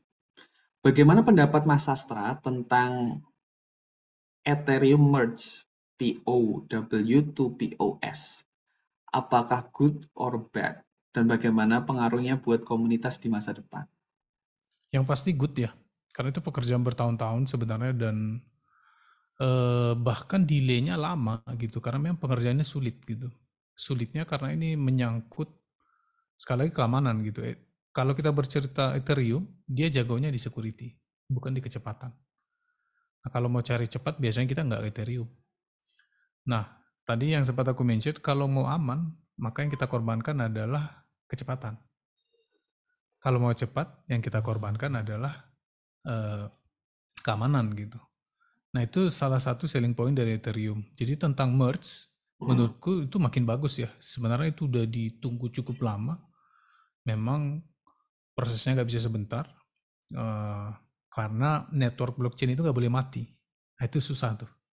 Kalau bisa mati sekian detik aja masih enak kan. Itu nggak kebayang gimana kerja keras engineer-nya di sana. Dan menurutku untuk komunitas dari Ethereum itu sendiri itu justru makin bagus. Tapi dari sisi speed, apakah jadi jauh lebih cepat? Gak jauh-jauh amat sebenarnya. Tapi lebih ramah lingkungan. Karena dia mengubah dari proof of work, itu kan yang dulu sempat disentil sama Elon Musk ya. Karena kripto itu banyak makan resource, nggak ramah lingkungan gitu. Karena kalau mungkin teman-teman pernah lihat di YouTube atau di mana gambar gitu, yang miner itu kan bisa mengkonsumsi listrik yang sangat besar ya. Nah, itu yang disebut dengan mungkin itu yang dibilang kurang ramah lingkungan gitu. Nah, merge sekarang itu sebenarnya target utamanya lebih ke sana kalau menurutku ya, supaya lebih ramah lingkungan. Akhirnya sekarang nggak perlu lagi pakai VG-VG yang gimana gitu kalau mau mining di Ethereum, dan gamer sekarang bisa tersenyum lah ya. Dulunya kan mahal itu VGA gara-gara miner kan. dimaki-maki miner di grup gamer kan. Kalau sekarang kan udah pada turun tuh harga VGA, jadi ada bagusnya juga, nggak hanya di lingkungan komunitas blockchain, gamer juga ikut senang gitu. Kira-kira gitu ya. Oke, terima kasih Mas Sastra. Oke, what kind of merge is it? Aku nggak tahu, tapi oke lah kayak gitu ya. Jadi gitu teman-teman. Tadi ada trade off juga yang di highlight sama Mas Sastra ya, gitu ya. Mengorbankan kecepatan untuk keamanan kayak gitu.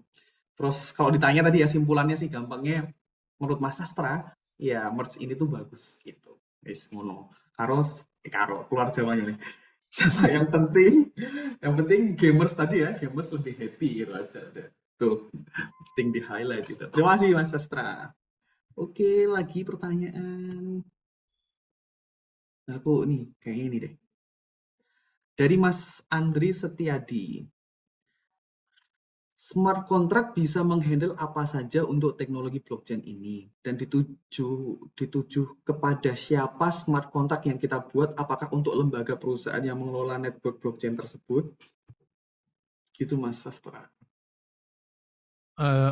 Kalau ditanya untuk siapa, ya untuk siapa aja ya. Jadi smart contract itu ya seperti backend kalau analoginya di development biasanya ya. Kalau kita bawa ke analogi dunia nyata, yaitu seperti surat perjanjian yang kita buat dengan kode komputer gitu. Siapa yang menjamin? Ya si network itu sendiri. Karena memang tujuannya smart contract kan berjalan di blockchain yang nggak perlu ada campur tangan organisasi, campur tangan perusahaan gitu. Itu akan berjalan secara otomatis gitu. Oke, aku agak paham nih. Ya, intinya kayak perjanjian pada umumnya, tapi karena dia dengan blockchain gitu ya Mas. Mungkin Iya, gitu ya. iya. Jadi bisa ditunjukkan ke siapa aja. Kayak kita mau perjanjian sama siapapun gitu ya Mas. Iya, iya. Oke. Nah itu. Terima kasih Mas Sastra. Masih Terima ada lagi kasih. pertanyaan. Ada satu lagi tuh, mengelola network blockchain. Nggak ada satu badan yang mengelola network blockchain. Jadi blockchain itu kan kumpulan node. Node ini yang bisa disebut miner, itu semua volunteer ya. Itu semua sukarela gitu kalau mau masuk ke jaringan itu gitu.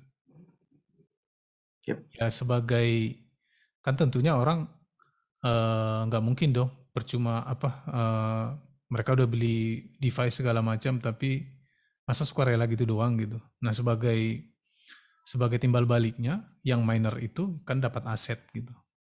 Makanya miner itu kan yang dicari ya mereka dapat ETH gitu timbal baliknya gitu.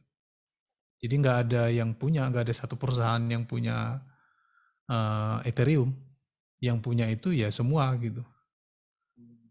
Oke. Itu mungkin konsep decentralized tadi itu ya Mas. Iya, iya. Nah, gitu. Wah, menarik nih. Agak tambah mudeng nih saya nih. Alhamdulillah. Oke. Let's move to the other question. Ini ada dari Mas Tanzi, Mas. Cuma saya nggak tahu ya, ini menurutku teknis banget. Tapi apakah memang teknis? Nggak tahu. Nanti coba Mas Sastra yang menjawab aja lah. Bagaimana membuat endpoint API dari Ethereum seperti endpoint Laravel dan lain-lain? Wah, ini udah hubungannya sama development juga ya. Untuk authentication dan CRUD. Karena kebanyakan saya belajar di YouTube langsung smart contract ke FA tanpa ada API konsum. Atau ada tutorial di YouTube. Terima kasih. Nggak tahu nih, kalau udah pernah coba koneksi dari front end ke blockchain ya, kemungkinan atau ke smart contract gitu, kemungkinan besar kan itu pakai Web3 atau sejenisnya. Nah itu sebenarnya kita udah ngehit endpoint ya. Jadi gimana cara membuat endpointnya? Mungkin istilahnya agak berbeda. Kalau endpoint di API kan bisa pakai slash apa gitu resource-nya kan, by resource gitu kan. Tapi kalau smart contract itu kita mengakses functionnya, kita memanggil function yang di sana gitu. Mungkin analoginya itu endpoint kalau di API, tapi kalau ke smart contract itu function, kita manggil function. Kan udah di-define dulu tuh, udah ditulis di smart contract-nya gitu, pakai Solidity function. Seperti token tadi kan, contohnya kalau Mau ngirim ada function send, ada transfer gitu-gitu kan. Nah itu yang kita eksekusi dari front end itu gitu. Ada banyak sih ya tutorialnya ya. Aku sarankan sih belajarnya dibuat terpisah. Buat smart kontraknya dulu, kemudian nanti buat front end-nya. Coba konekin gitu. Nanti kelihatan tuh. Oke, terima kasih Mas Sastra. Udah Sip, belum ya sip. tadi? Udah ya kayaknya. Ya. Tadi kan Mas Ada itu. Sastra. Nah, Mas Sastra nih menyarankan buat belajarnya gitu. Ada jadi kepancing juga nih Mas, kepancing juga nih Mas, kayak gitu. Jadi kalau mau belajar udah lah, kayak gitu. Cobain kepo-kepo gitu ya, cari informasi tentang intensif bootcamp expert gitu. Udah ada kurikulumnya gitu ya. Jadi tadi smart contract dulu katanya gitu ya Mas. Betul ya Mas Sastra ya? Ya, ya. Bos, udah cocok juga nih kayaknya nih. Kayak gitu. Jadi bisa banget nih teman-teman gitu ya yang buat tertarik lebih jauh buat belajar gitu ya. Yang lebih struktur bareng sama mentor juga kayak gitu ya. Biar kalau tanya nggak bingung, biar kalau ada pertanyaan nggak bingung sendiri. Kalau tutorial YouTube kan kadang-kadang kalau bingung bingung sendiri gitu. Jadi mending join. Oke, ini tadi saya ke trigger aja teman-teman. Oke, kita kembali ke tanya jawab. Mungkin satu pertanyaan lagi, tapi yang lewat anu ya, lewat on mic ya. Ada nggak yang mau raise hand kemudian tanya secara langsung sama Mas Sastra nih? Ada yang mau raise hand? Ini kalau lewat YouTube cuma bisa lewat komen guys. Jadi untung ada Mas Sastra nih, bisa raise hand terus langsung tanya nih. Ada? Kalau nggak ada, oh, ini ada pertanyaan. Bentar. Kalau nggak ada, ini ada pertanyaan sih Mas. Tapi ini kayaknya pertanyaannya tuh lebih ke entah ya, tradingnya atau apanya. Strategi investasi blockchain Kak, gitu. Ahmad Faris nih, sebentar Mas. Ada lagi nih yang saya combine aja pertanyaannya nih. Ini mungkin agak curhat juga nih. Saya sudah all in untuk semesta dan loss nih Kak. Harus bagaimana ini? Aduh, all in pada semesta. Oke, pengalaman ya kita kerja di pintu ya. Jadi aku banyak dapat pertanyaan beginilah gitu karena mereka kan tahu aku kerja di situ dan dianggap paling tahu tentang pergerakan market berikutnya gitu. Pertama, kalaupun aku tahu nggak akan aku kasih tahu karena aku nggak mau bertanggung jawab di sana. Karena prinsip pertamanya ya di kita di awal begini, pakailah uang dingin. Selalu, selalu itu ya. Bahkan di grup kantor kita nggak pernah bahas itu. Nggak pernah bahas ini mau ngambil aset apa, itu selalu out of topic lah gitu, di luar kerjaan gitu. Karena berhubungan dengan pertaruhan seseorang gitu. Market itu bisa aja, mungkin aku tahu, oh ini bakalan naik. Masalahnya aku nggak tahu kapan dan nggak tahu berapa. Entry di mana, exit di mana. Itu nggak ada yang tahu gitu.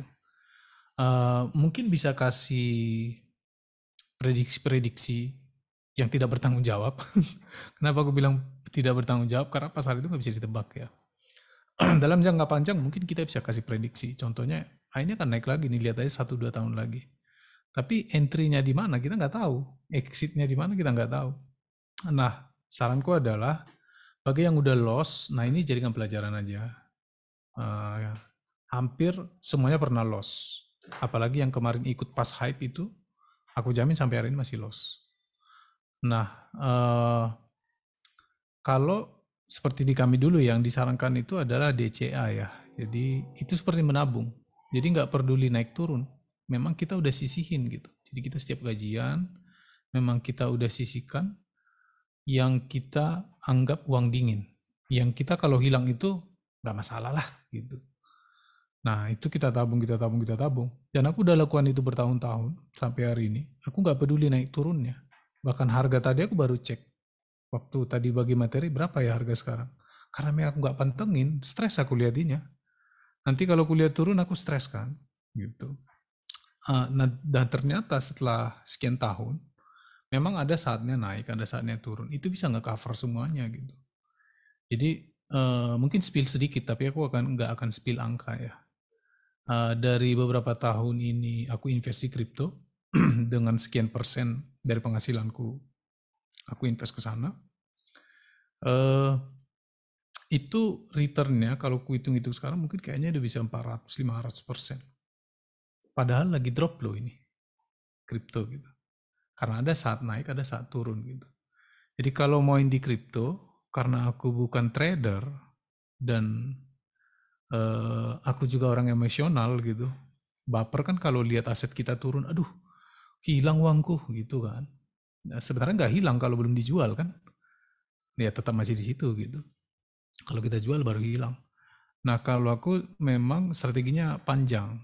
5 tahun lihat gitu. Ya memang membosankan ya. 5 tahun gitu. Kita kan mau kaya cepat nih gitu ya kan. Kalau bisa besok kaya gitu nih. Nah itu yang jadi masalah.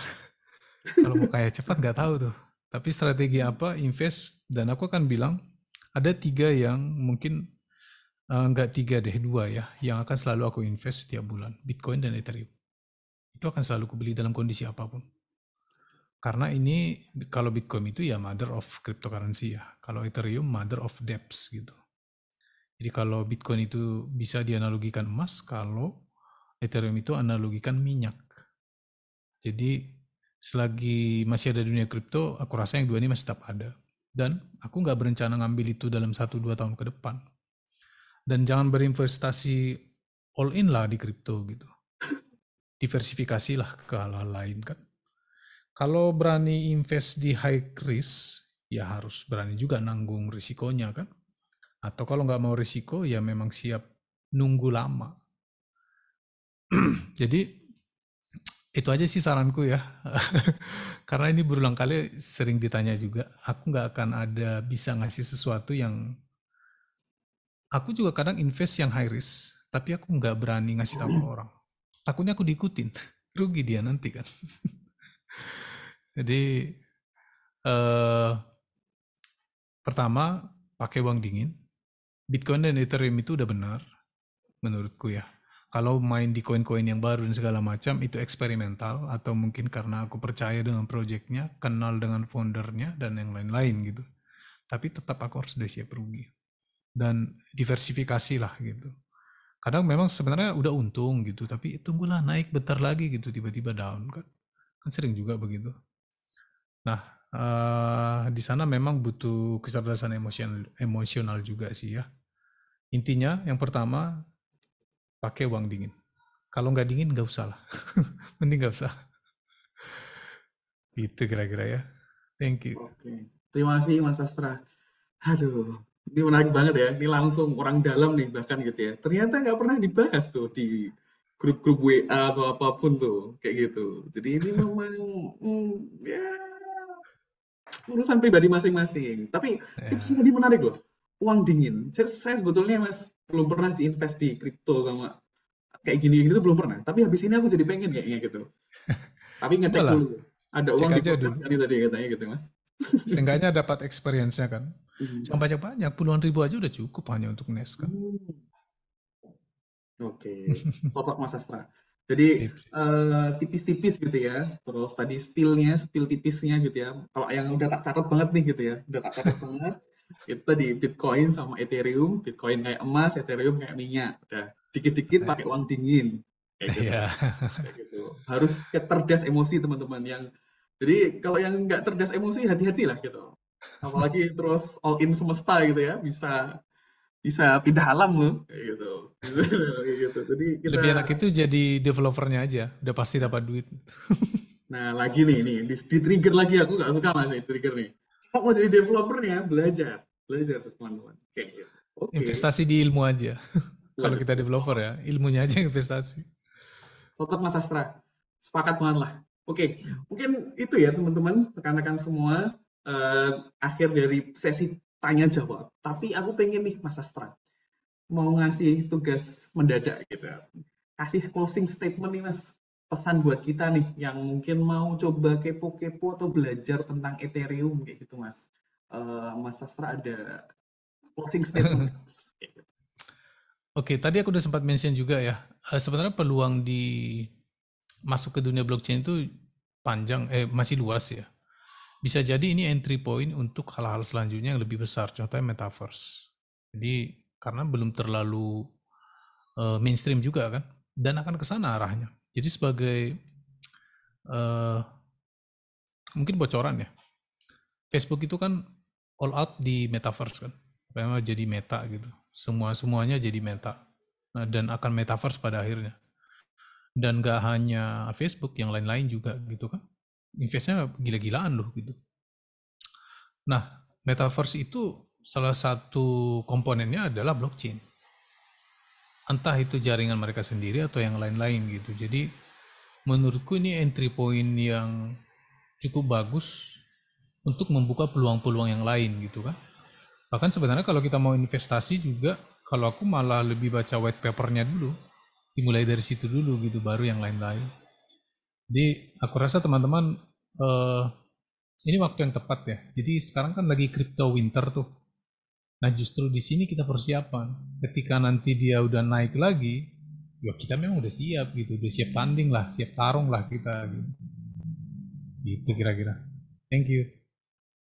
Siap, sikat pokoknya. Udah tak catat lagi nih Mas. Semua akan blockchain pada waktunya, semua akan metaverse pada waktunya. So this is a good entry point teman-teman buat belajar lagi nih tentang hal-hal tersebut kayak gitu ya. Dan sekarang lagi winter kayak gitu. Nggak tahu sih winter itu apa, tapi yang di Jogja sih musim hujan ya. Winter ya, tahu ini winter apa kayak gitu. Oke, oke, kayak gitu teman-teman. Sekali lagi terima kasih Mas Sastra terkait closing statementnya dan juga materinya. Hampir selama 1 jam nih teman-teman kita ditemenin Mas Sastra. Menurutku materinya Wagyu 500, waduh, marble semua isinya, waduh, kayak gitu ya. Oke, teman-teman, kalau teman-teman sepakat sama aku nih, bisa bantu nggak ngasih reaction nih di kolom chat atau apapun lah gitu terkait materi atau tulisan kesan gitu ya di kolom chatnya atau ngasih reaction gitu ya tentang materi malam hari ini. Wah, Mas Rifki Ahmad Sururi udah ngasih jempol nih. Terus ada yang bilang Mas Tanzi menarik sih ini blockchain ini gitu ya. Aku termotivasi buat migrasi dari aplikasi database RDBMS ke dApps. Challenging buat portofolio. Waduh, ada lagi yang mau ngasih reaction? Boleh? Oke. Wah, ada jempol, banyak jempol dari Mas Febri Nur Hidayat. Terima kasih. Ada lagi. Maneh masih. Waduh, Mas Hakim, terima kasih. Maneh masih. Oke, mantul. Mas Agung Sulastyo, terima kasih. Oke, eh fire banyak juga nih. On fire ya materinya. Terima kasih Mas Sastra. Oh ini ada lagi nih, banyak. Ternyata ini cuma masih dingin aja ya. Ternyata reactionnya banyak gitu. Aku harus nunggu ya, harus sabar gitu. Karena saya kecerdasan emosi saya ini juga subuh gitu ya. Semakin yakin masuk ke industri blockchain, Web3, cryptocurrency. Wah, mantap. Muhammad Abdul, wah, ini emot siapa ini? Auto follow IG Mas Sastrawas. Tambah satu Mas follower Mas. Tadi juga subscriber sudah satu gitu. Alhamdulillah. Thank you. Siap. Mungkin kita masuk ke sesi yang kita tunggu teman-teman, yaitu foto bareng. Kayaknya nggak afdol deh kalau kita nggak abadikan momen webinar kita malam hari ini gitu ya. Lagi ada Mas Sastra, kita on cam dulu. Yuk on cam gitu ya. Biar Mas Sastra juga mau on cam nih. Waduh, ada yang bangun dari tidurnya nih. Pura-pura bangun nih. Pada sambil bebaring gitu ya, terus tiba-tiba bangun. Oke, ayo open cam dulu. Oke, terima kasih Mas Dilan Mardi tadi udah on cam dari awal. Mas, respect. Ada Mas Rifki Ahmad Sururi di jalan Mas. Bela-belain. Hebat banget. Terima kasih Mas Rifki, salam hormat. Mas Guntara, Mas Eki Abdurrahman juga udah. Kemudian Mas Jaka Sulistiawan, Mas Bram. Itu yang lain masih ditunggu. Mas Ahdi. Terus ada lagi Mas Muhammad Abdul Karim. Makasih. Mas Rians. Oke, ada lagi. On cam. Nanti akan diupload di Instagramnya Expert sama Media Institute. Mungkin kita nanti tag juga Mas Sastra biar bisa di tag gitu, biar bisa diapain lah nanti di post story atau apa gitu. Terus kita bisa Siap. nyari foto kita di di momen ini ya. Mas Zul Fahmi Alfi, terima kasih. Mas Abdul Adin, terima kasih. Oke, bisa dibantu sama tim kita ya, Mbak Devi, buat foto momen kita malam hari ini. Yuk, page 1 gitu ya. Kita siap-siap. Pose terbaik. 1, 2, 3. Oke, aku ngikutin Mas Sastra deh, biar gak norak-norak banget. Oke, foto. 1, 2, 3. Sudah Mbak Devi, aman? Aman, Mas. Oke, terima kasih. Ada page berikutnya nggak nih? Oke, oh ada page 2. Page 2, kita coba ya. 1, 2, 3. Oke, terus page 3. Terakhir ya. 1, 2, 3. Oke, teman-teman semua. Terima kasih sudah bergabung di webinar malam hari, teman-teman. Kita sudah melewati momen paling krusialnya gitu ya, itu foto bareng Mas Sastra. Waduh. Mas, nanti aku follow Instagram juga sih, Mas. Aman. Kalau subscribe, saya punya 3 akun, nanti tak subscribe semua. Oke, mungkin gitu teman-teman. Saya tahu teman-teman masih pengen lama-lama sama Mas Sastra, tapi sekali lagi udah 9.10, kita udah 10 menit lebih gitu ya. So, terima kasih banyak buat Mas Sastra sekali lagi, dan juga terima kasih buat seluruh peserta yang hadir, tadi peak-nya sampai 80-an, melebihi target kami kayak gitu. Terima kasih sudah menjadi peserta yang luar biasa, aktif, partisipatif, mantap banget lah. Oke, mungkin itu saja. Mohon maaf kalau ada kesalahan dalam kami menghandle acara.